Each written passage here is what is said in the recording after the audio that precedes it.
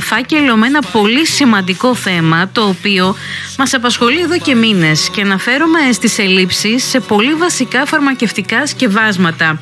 Εχθές διαβάσαμε μία ανακοίνωση του Φαρμακευτικού Συλλόγου Θεσσαλονίκης που έκανε λόγο για ελλείψεις σε φάρμακα που σχετίζονται με το σαχαρόδι διαβήτη, με την υπέρταση, την καρδιά, το αναπνευστικό, αλλά ακόμη και απλά αντιβιωτικά ή αντιφλεγμονώδη.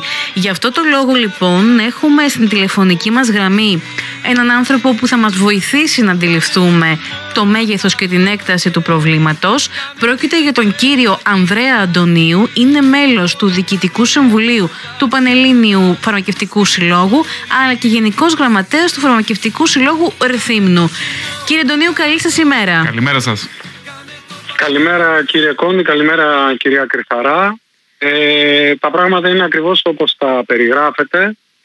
Τα έχουμε πει επανειλημμένως πολλές φορές και στο παρελθόν το σύνολο των συναδέλφων φαρμακοποιών, αλλά δυστυχώς το πρόβλημα συνεχίζει να οξύνεται, με αποτέλεσμα να τίθεται επικινδύνο η υγειονομική ασφάλεια του Έλληνα ασθενή. Επειδή όμως κύριε Αντωνίου, εσείς είναι η δουλειά σας αυτή, είναι το επάγγελμά σας.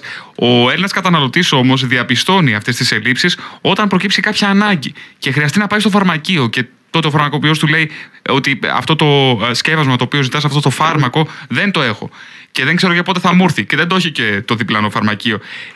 Πείτε μου πραγματικά ποιες είναι οι αιτίες, οι βασικές αιτίες που έχουμε αυτές τις ελλείψεις φαρμάκων. Είναι κάτι το οποίο το ακούμε πάρα πολύ καιρό, αλλά δεν αντιμετωπίζεται. Κύριε Κόντι, καταρχήν να ξεκαθαρίζουμε στον κόσμο που μας ακούει το εξής, γιατί καμιά φορά ο ορισμός του τι είναι έλλειψη ενός φαρμάκου, που επισήμως λέγεται ότι είναι η αδυναμία κάλυψης των αναγκών σε επίπεδο δραστικής ουσίας και όχι σκευάσματος, δηλαδή όχι να λείπει η εμπορική ονομασία, μια συγκεκριμένη εμπορική ονομασία ένας σκευάσματος, αλλά το σύνολο της δραστικής ουσίας, είναι πολύ διαφορετική από ό,τι αντιμετωπίζουμε εμείς στην καθημερινότητα. Παραδείγματος χάρη, αν εμένα στο φαρμακείο μου έχω ανάγκη για 3 συγκεκριμένα σκευάσματα για να καλύψω 3 ασθενείς μου και η φαρμακαποθήκη μου προμηθεύει ένα, αντιλαμβάνεστε ότι για μένα το συγκεκριμένο σκεύασμα είναι σε έλλειψη. Αν ο Έλληνας ασθενής έρθει στο φαρμακείο μου για κάποιο σκεύασμα και εγώ δεν το έχω και χρειαστεί για να το βρει να κάνει πολλά χιλιόμετρα και να δαπανίσει πολλές ώρες, προκειμένου γυρνώντας από φαρμακείο σε φαρμακείο να ψάξει να βρει κάποιο τελευταίο τεμάχιο του σκευάσματος, το φάρμακο είναι σε έλλειψη. Άρα για μας σε έλλειψη είναι και οτιδήποτε αυτή τη στιγμή κυκλοφορεί σε πολύ περιορισμένη διάθεση στην ελληνική αγορά, όπερ σημαίνει ότι δεν μπορεί να καλύψει το σύνολο των αναγκών του Έλληνα ασθενή. Αυτό για να καταλαβαίνόμαστε με τον κόσμο. Δηλαδή, το ότι θα βρει το σκεύασμα ένα τελευταίο τεμάχιο στο φαρμακείο μου και δεν θα το βρει σε άλλα 10, δεν σημαίνει ότι αυτό το σκεύασμα δεν είναι σε έλλειψη.